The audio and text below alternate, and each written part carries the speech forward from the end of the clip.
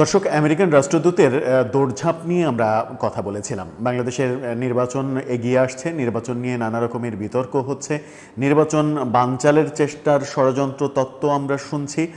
নির্বাচন কোন পদ্ধতিতে হবে, বর্তমান সংবিধান থাকবে কিনা, এরকম আলোচনার মাঝে মার্কিন রাষ্ট্রদূতের, এখন তো রাষ্ট্রদূত পরিপূর্ণভাবে নেই, ভারপ্রাপ্ত রাষ্ট্রদূত ট্রেসি জ্যাকবসন, তিনি দৌড়ঝাঁপ শুরু করেছেন এবং তার সাথে পিটার হাসও দেশে এসেছেন। সেটাকে নিয়ে নানা রকমের আলোচনা যখন চলছে, তখন ট্রেসি জ্যাকবসন গণমাধ্যমের সঙ্গে সাক্ষাৎকারে বলার চেষ্টা করলেন তারা বাংলাদেশে কোনো ধরনের কোনো পক্ষপাতিত্ব করছেন না। তাকে হঠাৎ করে এই কথা কেন বলতে হলো? তার মানে কি সত্যি সত্যি আমেরিকা কোনো রাজনৈতিক দলের পক্ষে এক ধরনের পৃষ্ঠপোষকতা করছে, কারো পক্ষে কাজ করে তাদের মানে পারপাস সার্ভ করার চেষ্টা করছে? কিংবা আরেকটা আলোচনা রয়েছে যে আমেরিকা এই মুহূর্তে বর্তমান সরকারের পক্ষে অবস্থান নিয়েছে নাকি বিপক্ষে অবস্থান নিয়েছে, সেই আলোচনাটাও প্রচণ্ডভাবে রয়েছে আমাদের সমাজে। তিনি গণমাধ্যমে যেটা বলতে চাইলেন, যেটা বোঝাতে চাইলেন, সেটা একটু তার ভাষাতে এবং আমাদের ভাষাতে বিশ্লেষণ করে বোঝার চেষ্টা করব যে বাস্তবতাটা কি। প্রফেসর ইউনূসের সঙ্গে আমেরিকার বর্তমান প্রশাসন আছে নাকি বিপক্ষে কাজ করছে, কোনো নির্দিষ্ট দলের পক্ষে নির্দিষ্টভাবে তারা পক্ষপাতমূলক কার্যক্রম চালাচ্ছে কিনা। থাকবেন পলিটিক্স টিভির নিয়মিত আয়োজনে।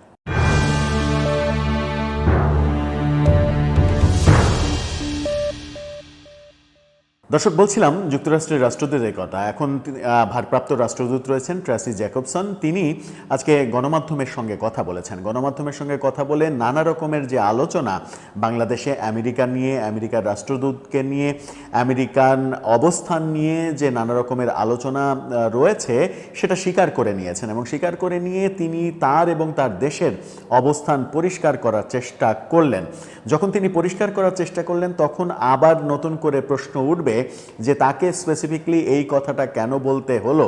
তার মানে কি আমেরিকা কারো পক্ষে সত্যি সত্যি কলকাঠি নাড়াচ্ছে? তিনি যেটা বলতে চাইলেন, প্রথম আলোর শিরোনামটা আপনারা দেখে নিতে পারেন। সেখানে বলা হচ্ছে যে বাংলাদেশে নির্দিষ্ট কোনো রাজনৈতিক দল বা ব্যক্তিকে সমর্থন করে না যুক্তরাষ্ট্র, ভারপ্রাপ্ত রাষ্ট্রদূত। কিন্তু এই যুক্তরাষ্ট্রের বিরুদ্ধেই আওয়ামী লীগ অভিযোগ করে যে গত বছর যে আওয়ামী লীগ সরকার পতন, সেই পতনের পেছনে যুক্তরাষ্ট্রের ডিপ স্টেটের ষড়যন্ত্র রয়েছে এবং যুক্তরাষ্ট্রের তৎকালীন যে জো বাইডেন প্রশাসন, তাদেরও এখানে ভূমিকা ছিল।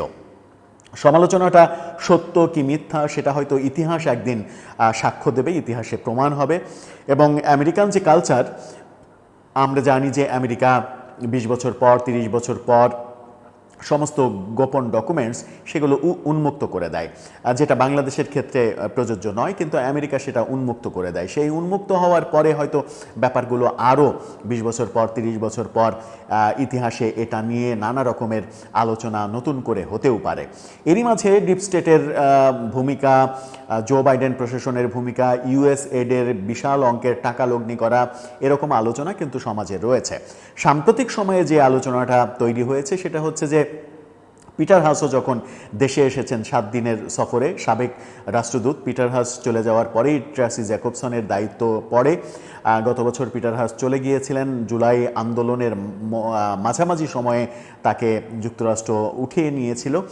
তারপরে ট্রেসি জ্যাকবসন দায়িত্ব পালন করছেন এবং এই দুইজনের নানা রকমের কাণ্ড কারখানা বেশি আলোচনা হচ্ছে এবং ট্রেসি জ্যাকবসনের বিভিন্ন রাজনৈতিক দলের সঙ্গে একের পর এক বৈঠক, সরকারের বিভিন্ন স্টেক হোল্ডারের সঙ্গে বৈঠক, এই বৈঠকগুলো নানা রকমের প্রশ্ন তৈরি করছে।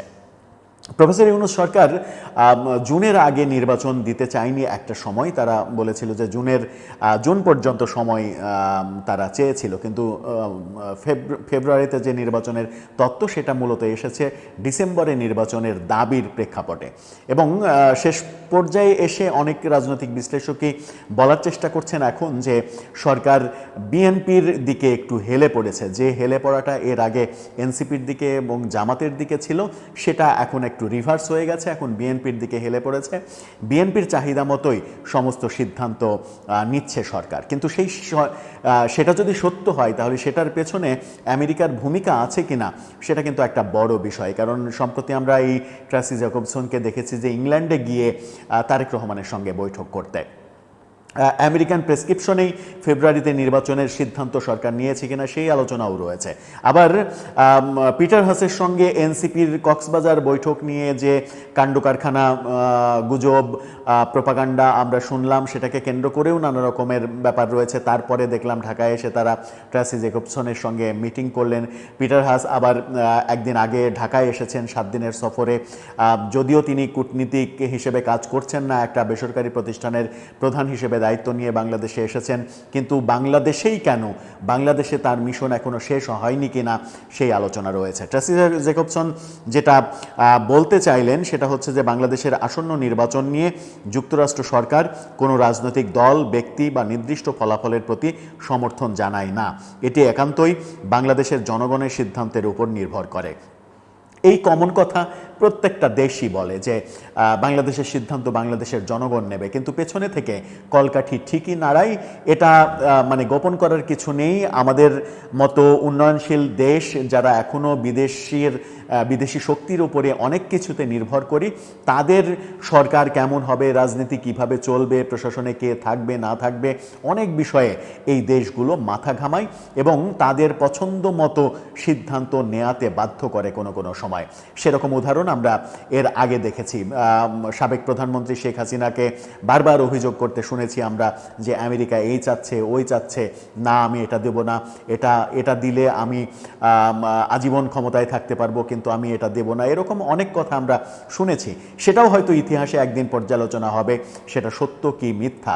বর্তমান সরকারের উপরে আমেরিকার প্রভাব আছে কি নেই সেটা কিন্তু আমরা স্পষ্ট দেখতে পাই করিডোর ইস্যুতে। যখন করিডোর ইস্যুতে বর্তমান সরকার হ্যাঁ বোধক সিগন্যাল দিয়েছিল, তারপরে দেশের অভ্যন্তরে বিভিন্ন স্টেক হোল্ডারের বিরোধিতার মুখে সরকার সেই অবস্থান থেকে যখন সরে এসেছে, করিডোর যখন সরকার আমেরিকাকে দিতে পারছে না বলেই আপাত অর্থে মনে হচ্ছে ঠিক সেই সময় আমেরিকা চাইছে না বর্তমান সরকার আর বেশি সময় ক্ষমতায় থাকুক। এই কারণেই নির্বাচনের ব্যাপারটা ফেব্রুয়ারিতে হচ্ছে। এই কথা বলার লোকের কিন্তু বাংলাদেশে অভাব নেই। সুতরাং ব্যাপারগুলো উড়িয়ে দেওয়ার কোনো স্কোপ নেই যে মানে এই দেশগুলোর, আমেরিকা, ইংল্যান্ড, রাশিয়া, চীন, ভারত, এই দেশগুলোর প্রভাব বাংলাদেশের উপরে নেই, এটা বলার কোনো স্কোপ আদতে নেই। ট্রাসি জ্যাকবসন বলেছেন, অনেক গুজব ও ষড়যন্ত্র তত্ত্ব ঘুরে বেড়াচ্ছে, তাই আমি স্পষ্ট করতে চাই যুক্তরাষ্ট্র সরকারের অবস্থান কি। আমরা অধ্যাপক ইউনূসের নেতৃত্বাধীন অন্তর্বর্তীকালীন সরকার ও নির্বাচন কমিশনের উদ্যোগকে সমর্থন করি, যাতে আগামী বছরের শুরুতে অবাধ, সুষ্ঠু এবং সঠিকভাবে নির্বাচন হতে পারে।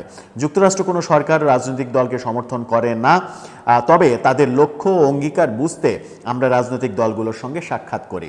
তার মানে রাজনৈতিক দলগুলোর সঙ্গে সাক্ষাৎ কেন করেন, এই প্রশ্নের জবাব তিনি নিজে থেকেই দিচ্ছেন যে তাদের কথাগুলো শোনার জন্য এই বৈঠকগুলো করি। শুধু কি রাজনৈতিক দলের সঙ্গে বৈঠক করছেন এই ট্রাসি জ্যাকবসন?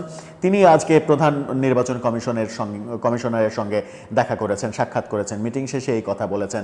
নির্বাচন কমিশনের সঙ্গে তার কি আলাপ থাকতে পারে? তার আলাপ তো সরকার টু সরকার, অর্থাৎ তার আলাপ সরকারের সঙ্গে হবে।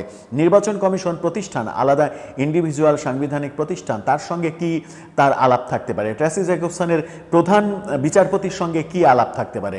প্রধান বিচারপতির সঙ্গে কেন সকল ট্র্যাডিশন ভেঙে তার বাসায় তিনি সাক্ষাৎ করবেন? এই সাক্ষাতের কোনো মানে নিয়ম আছে কিনা, এই সাক্ষাৎ তিনি করতে পারেন কিনা প্রধান বিচারপতির সঙ্গে, এরকম আলোচনা কিন্তু রয়েছে। এই যে ছুটে বেড়ানো, প্রধান বিচারপতি, প্রধান নির্বাচন কমিশনার, প্রধান উপদেষ্টা, নিরাপত্তা উপদেষ্টা, পররাষ্ট্র সচিব, এবং রাজনৈতিক দলগুলোর ক্ষেত্রেও শুধুমাত্র 3টি রাজনৈতিক দলকে বেছে নেওয়া, বিএনপি, জামাত এবং এনসিপিকে কোন অর্থে তারা বেছে নিল, এনসিপিকে বেছে নেওয়ার মানদণ্ডটা তারা কি নির্ধারণ করেছে, সেটাও একটা বড় বিষয়। কারণ বাংলাদেশে তো আরও অনেক দল রয়েছে, নিবন্ধিত 50টা দল রয়েছে। তাহলে অনিবন্ধিত একটা দলের সঙ্গে তাদের মিটিংয়ের হেতুটা কি হেতু থাকতে পারে? তারা এখন পর্যন্ত বাংলাদেশ সরকারের নির্বাচন কমিশনের এখনও নিবন্ধন প্রতিফলনই পায়নি। তাদেরকে দল হিসেবে স্বীকৃতি দিয়ে তাদের সঙ্গে বৈঠক করা, তার পেছনেও কোনো কারণ থাকতে পারে কিনা, এই আলোচনাগুলো সমাজে যখন প্রচলিত তখন তিনি বলার চেষ্টা করলেন যে তাদের কোনো রাজনৈতিক দলের সঙ্গে সখ্যতার কোনো ব্যাপার নেই, তারা নিরপেক্ষ অবস্থানে রয়েছে। আদৌ কি সেটা সত্য? তিনি বলেছেন যে আমরা আশা করি সেই নির্বাচন শান্তিপূর্ণ পরিবেশে অনুষ্ঠিত হবে এবং বাংলাদেশের জনগণের স্বপ্ন ও আকাঙ্ক্ষার প্রতিফলন ঘটিয়ে একটি সফল গণতান্ত্রিক সরকার প্রতিষ্ঠায় সহায়তা করবে। বাংলাদেশ সরকার তো অনেক কিছুই স্বপ্ন দেখে, অনেক কিছুই প্রত্যাশা করে। বাংলাদেশ সরকার এটাও প্রত্যাশা করে যে বাংলাদেশ যুক্তরাষ্ট্রকে করিডোর দিবে না। বাংলাদেশ সরকার এটাও প্রত্যাশা করে যে রোহিঙ্গারা ফিরে যাবে।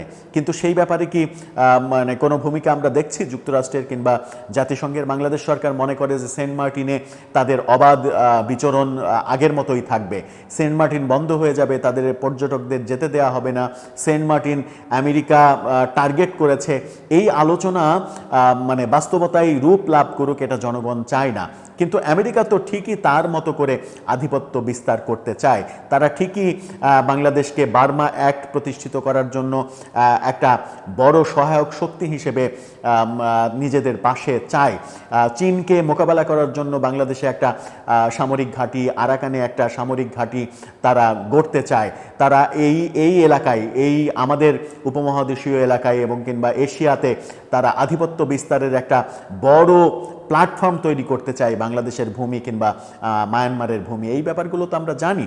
সেখানে বাংলাদেশের জনগণের ইচ্ছার প্রতিফলন কি ঘটে, তাদের সেই চাহিদাটা, সেটা একটা বড় বিষয়।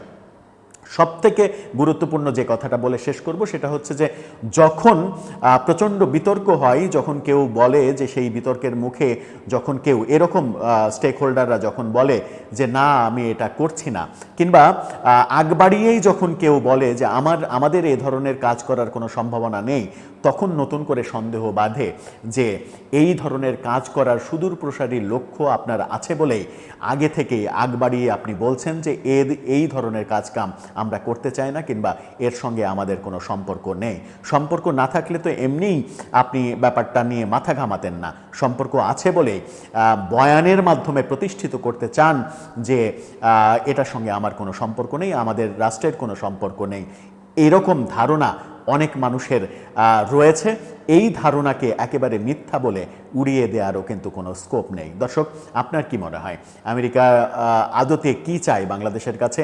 বর্তমান সরকারের কাছে চাওয়া পূর্ণ হয়নি বলেই কি এখন তারা প্ল্যান বি, প্ল্যান সি অনুসরণ করছে? কি তাদের সেই প্ল্যান বি কিংবা প্ল্যান সি? আপনার মতামত জানিয়ে লিখতে পারেন আমাদের কমেন্ট বক্সে।